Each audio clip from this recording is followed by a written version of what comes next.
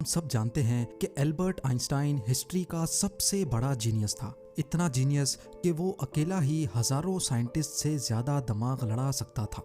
जो चीज हम इंसान समझना तो दूर की बात, सोच भी नहीं सकते, वो आइंस्टाइन ने सोची भी, समझी भी और उसको पूरी दुनिया के लिए आसान भी बनाया। एल्बर्ट आइंस्टाइन एक फिजिसिस्ट थे जिन्होंने थ्योरी ऑफ रिलेटिविटी, E=mc² और फोटो इलेक्ट्रिक इफेक्ट के लॉज बनाकर पूरी दुनिया को हैरान और परेशान छोड़ दिया था, और इसकी वजह से ही इनको नोबेल प्राइज से भी नवाजा गया। इनकी एक्स्ट्रा ऑर्डिनरी सोचने और समझने की सलाहियत देखकर लोग समझते थे कि आइंस्टाइन के पास एक स्पेशल ब्रेन है जो हम आम इंसानों से काफ़ी ज़्यादा मुख्तलिफ है। इस बात का खुद आइंस्टाइन को भी अंदाजा था। इसी वजह से वो नहीं चाहते थे कि मरने के बाद इनकी बॉडी के किसी भी हिस्से पर रिसर्च की जाए, बल्कि उन्होंने तो ये इंस्ट्रक्शंस दे रखी थी कि मरने के बाद इनकी बॉडी को जलाकर राख कर दिया जाए। लेकिन फिर वही हुआ जिसका आइंस्टाइन को डर था। 18 अप्रैल 1955 को प्रिंसटन हॉस्पिटल में जब आइंस्टाइन का इंतकाल हुआ तो ऑटोप्सी के लिए यानी मौत की वजह जानने के लिए जो डॉक्टर आया उसने चुपके से आइंस्टाइन का ब्रेन निकाल लिया, क्योंकि उसको ये जानने की क्यूरियोसिटी थी कि दुनिया के सबसे बड़े जीनियस के ब्रेन में आखिर ऐसा है क्या।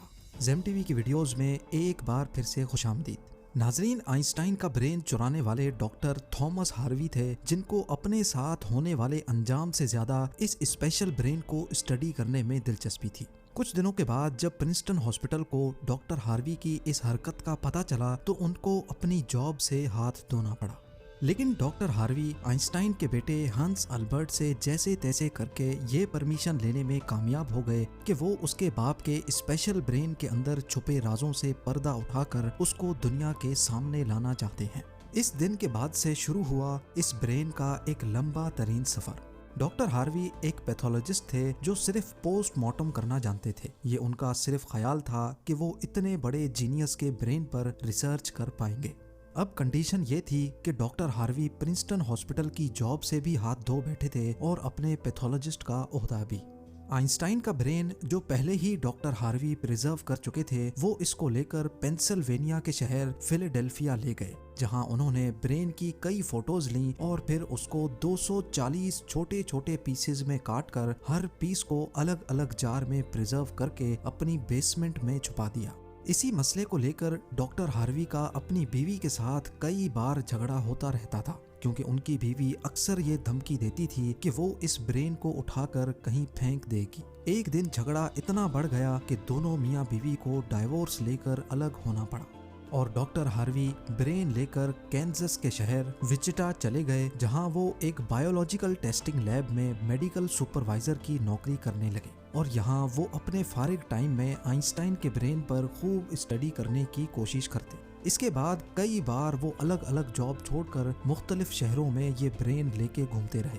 कई साल गुजर चुके थे, लेकिन डॉक्टर हार्वी आइंस्टाइन के ब्रेन पर कुछ खास रिसर्च ना कर सके। उल्टा उनका मेडिकल लाइसेंस ही कैंसिल कर दिया गया और नौबत यहाँ तक आ गई कि उनको एक प्लास्टिक की फैक्ट्री में जॉब स्टार्ट करनी पड़ी। तभी उन्होंने पहली बार एक अच्छा फैसला किया कि वो इनके ब्रेन के अलग अलग हिस्सों को दुनिया भर के बेस्ट न्यूरोपैथोलॉजिस्ट के पास डिटेल्ड रिसर्च के लिए भेजेंगे। लिहाजा उन्होंने ऐसा ही किया। 1955 में ब्रेन चोरी होने के 30 सालों के बाद यानी 1985 में पहली बार आइंस्टाइन के ब्रेन पर एक स्टडी पब्लिश की गई। इसके बाद अगले 28 सालों तक इस जीनियस ब्रेन पर दुनिया भर के न्यूरोपैथोलॉजिस्ट ने कई स्टडीज पब्लिश की, जिनमें बताया गया कि आइंस्टाइन का ब्रेन आम इंसान के ब्रेन से काफी डिफरेंट था। सबसे बड़ा डिफरेंस ब्रेन के कॉर्पस कैलोसम नामी हिस्से में पाया गया। अब यहाँ ये जानना जरूरी है कि इंसानी ब्रेन दो अलग अलग हिस्सों में डिवाइडेड होता है। इंसान जो भी काम करता है वो ब्रेन के एक हिस्से में पहले प्रोसेस होता है और फिर ब्रेन हमारे जिस्म के उस हिस्से को सिग्नल देता है। लेफ्ट ब्रेन हमारे जिस्म के राइट हिस्सों को कंट्रोल करता है, जबकि राइट ब्रेन हमारे जिस्म के लेफ्ट हिस्से को कंट्रोल करता है। इसके अलावा 90% इंसानों का लेफ्ट ब्रेन बोलने, समझने, मैथमेटिकल कैलकुलेशंस और राइटिंग यानी लिखने के दौरान काम करता है, जबकि राइट ब्रेन के पास क्रिएटिविटी, शेप्स को पहचानने, आर्ट और म्यूजिकल स्किल्स की जिम्मेदारी होती है। अब आप भी ये सोच रहे होंगे कि इस सब में कॉर्पस कैलोसम का क्या काम है। फर्ज कर लें कि आप कीबोर्ड पर टाइपिंग कर रहे हैं या फिर मोबाइल फोन पर। इस दौरान हमारे दोनों हाथ टाइपिंग करने में बिजी हैं। कुछ अल्फाबेट्स हमारा सीधा हाथ टाइप कर रहा है तो कुछ उल्टा हाथ। टाइपिंग के दौरान आपके लेफ्ट हैंड से एक मिस्टेक हुई तो आपने फौरन अपना राइट हैंड इस्तेमाल करके उस मिस्टेक को इरेज किया। तो इसका मतलब ये हुआ कि जब हमारे राइट ब्रेन से मिस्टेक हुई तो उसने लेफ्ट ब्रेन को फौरन सिग्नल देकर वो मिस्टेक ठीक करवाई। ब्रेन के दोनों हिस्से आपस में जिस चीज के थ्रू कम्युनिकेट करते हैं उसको कॉर्पस कैलोसम कहा जाता है। और आइंस्टाइन का कॉर्पस कैलोसम आम इंसानों के मुकाबले में कुछ ज्यादा ही बड़ा था, यानी उनका लेफ्ट और राइट ब्रेन का आपस में बहुत स्ट्रॉन्ग कनेक्शन था, जिसकी वजह से आइंस्टाइन एक ही वक्त में काफी कॉम्प्लेक्स प्रॉब्लम्स और सिचुएशंस को इमेजिन कर सकते थे। कॉर्पस कैलोसम के बड़े होने के अलावा आइंस्टाइन के ब्रेन का पैटर्न भी आम इंसानों से काफी मुख्तलिफ था और रिसर्चर्स का मानना है कि इसकी वजह से ब्रेन में न्यूरॉन्स का फ्लो काफी बेहतर था। न्यूरॉन्स के अच्छे फ्लो होने का मतलब है कि इनकी मैथमेटिकल कैलकुलेशंस की पावर काफ़ी ज़्यादा स्ट्रॉन्ग थी। Albert Einstein complex mathematical problems को बगैर पेन और पेपर के अपने दिमाग की मदद से ही सॉल्व करने की काबिलियत रखते थे। न्यूरॉन्स ज़्यादा होने की एक और वजह भी रिसर्च पेपर्स में बताई गई। जब आइंस्टाइन के ब्रेन का वजन किया गया तो उसका वजन 1230 ग्राम था, जबकि आम इंसानों का 1400 ग्राम होता है। रिसर्चर्स का मानना है कि इनके ब्रेन की लाइनिंग काफी पतली थी, जिसकी वजह से इनमें ज्यादा न्यूरॉन्स पाए जाते थे। लेकिन सबसे बड़ा सवाल अभी भी वही था कि क्या आइंस्टाइन ऐसे स्पेशल ब्रेन के साथ पैदा हुए थे या इनके पैदा होने के बाद इसमें चेंजेस आई। जांच के बाद मालूम पड़ा कि एल्बर्ट आइंस्टाइन जब पैदा हुए थे तो वो पूरे 5 सालों तक बोल नहीं सकते थे, जबकि दूसरे बच्चे 2 या 3 साल की उम्र में बोलना शुरू कर देते हैं। जब उन्होंने बोलना शुरू भी किया तब भी वो ज्यादा बोलना पसंद नहीं करते थे, बल्कि हमेशा अपनी सोचों में ही गुम रहते थे। उनके पास चीजों को मेमोराइज करने की पावर काफी कम थी, यहाँ तक कि उनको सिंपल मैथ्स के टेबल भी याद करने में मुश्किल होती थी। वो मैथ्स और नंबर्स को लॉजिकल तरीकों से प्रोसेस करने के मास्टर थे, ना कि उनको रट्टा लगाकर याद करने के।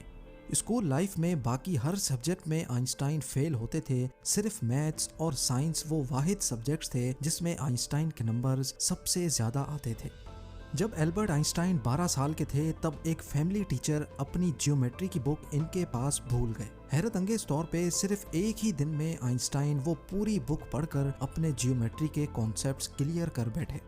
ना सिर्फ इतना बल्कि सिर्फ 14 साल की उम्र में ही वो इंटीग्रल और डिफरेंशियल कैलकुलस के मास्टर बन चुके थे। मैथ्स और साइंस में इनकी इतनी स्ट्रॉन्ग ग्रिप थी कि जब वो क्लासरूम में कोई सवाल पूछने के लिए हाथ खड़ा करते थे तो प्रोफेसर्स घबराने लगते थे, क्योंकि आइंस्टाइन के अक्सर सवाल टीचर्स के भी ऊपर से गुजर जाते थे। छोटी सी उम्र में ही वो इस यूनिवर्स के लॉज को एक छोटी सी इक्वेशन में बंद करना चाहते थे और यही उन्होंने अपनी जिंदगी का मकसद बना लिया था। 26 साल की उम्र में आइंस्टाइन ने 4 रिसर्च पेपर्स पब्लिश करके पूरी दुनिया को हैरान कर डाला और इसी वजह से उनको पीएचडी की डिग्री और ह्यूमैनिटी के लिए आला किरदार अदा करने की सूरत में नोबेल प्राइज से भी नवाजा गया। इसका अंदाज़ा आप सिर्फ इस बात से लगा लें कि आज भी आइंस्टाइन की उन थीसिस के बिना साइंस बिल्कुल अधूरी है। कई डॉक्टर्स और साइंटिस्ट ने ये नतीजा निकाला कि आइंस्टाइन का ब्रेन उनके पैदा होने के बाद स्पेशल बना था, जिसकी सबसे बड़ी वजह यह थी कि जब उनको अपने सवालों का कोई जवाब नहीं मिलता था तो वो खुद अपने दिमाग की मदद से जवाब तलाश किया करते थे। छोटी उम्र में ही ऐसा करने से इनका ब्रेन उसी हिसाब से डेवलप होता गया। आज भी आइंस्टाइन का ये एक्स्ट्रा ऑर्डिनरी ब्रेन अमेरिका में वाक़े द मटर म्यूजियम में मौजूद है, जिसको बड़ी हिफाजत से माइक्रोस्कोपिक फिल्म्स में प्रिजर्व करके रखा गया है। उम्मीद है टीवी की ये वीडियो भी आप लोग भरपूर लाइक और शेयर करेंगे। आप लोगों के प्यार भरे कमेंट्स का बेहद शुक्रिया। मिलते हैं अगली शानदार वीडियो में।